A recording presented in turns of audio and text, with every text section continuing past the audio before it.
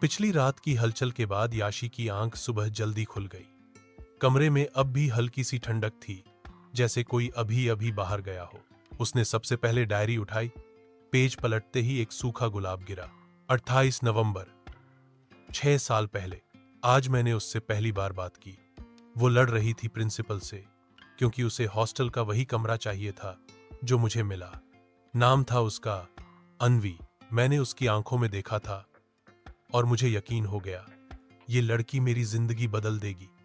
मैंने हाँ कह दिया और वो भी रूम 13 में आ गई।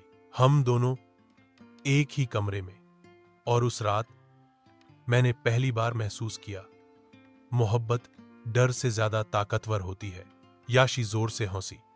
तो तू कोई रोमियो था शौर्य? डायरी में फुल ऑन फिल्मी। पर हंसी कुछ सेकंड में थम गई, क्योंकि कमरे की दीवार पर हल्का सा कुछ उकेरा हुआ दिखा। उसने उंगलियों से धूल साफ की।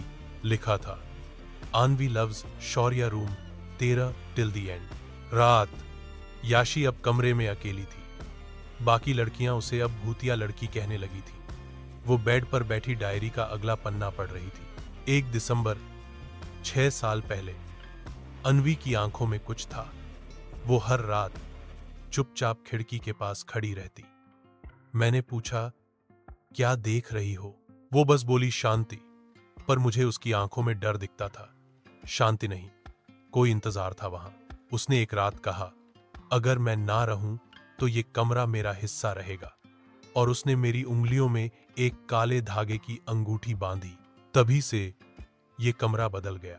उसी समय याशी को कुछ चुभा अपने हाथ पर। उसने देखा, उसके कलाई पर काले धागे की वही अंगूठी बंधी थी जो उसने कभी पहनी ही नहीं थी। बत्ती फिर से चली गई और खिड़की के पास कोई खड़ा था, सिर्फ परछाई। याशी चिल्लाई, कौन है? कोई जवाब नहीं। उसने टॉर्च जलाई, परछाई गायब थी। सिर्फ खिड़की पर उंगलियों के निशान थे।